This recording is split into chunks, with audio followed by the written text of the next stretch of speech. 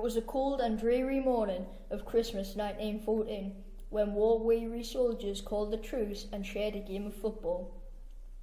This moment has become hugely significant in history as a symbol of hope and reminds the world over that the loss of war is too great.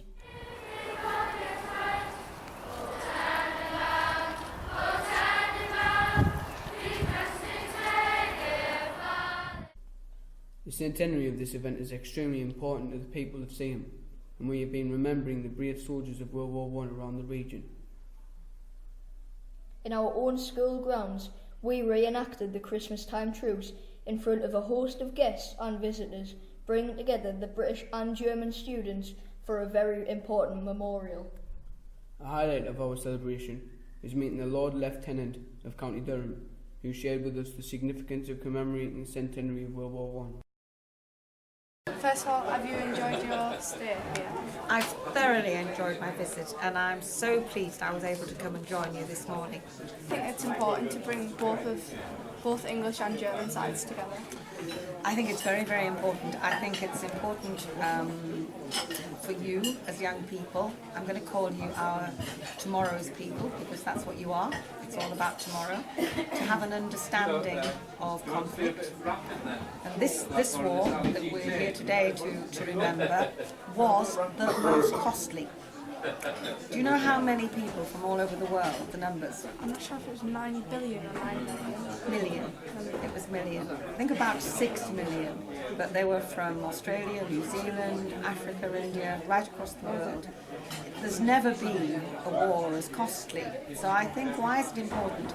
It's so that you have an understanding that the day of that truce you had young men, just ordinary young men, who were fighting for their country, but they were all just ordinary young men who, many of them, would sacrifice their lives in support of freedom and democracy.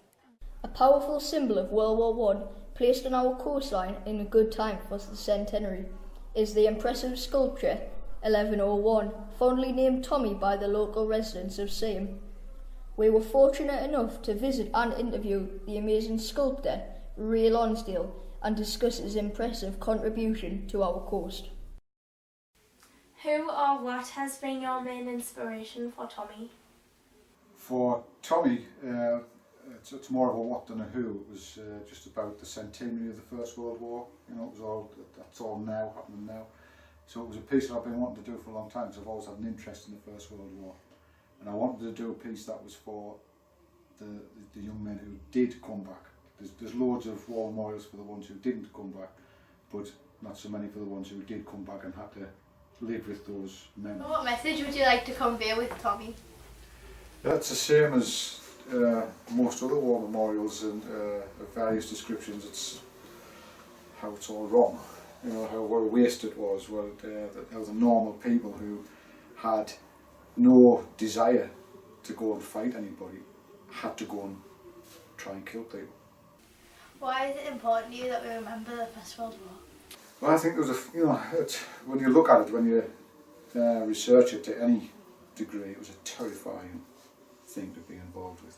I mean, all war is, but it was just the scale of death and destruction that went on.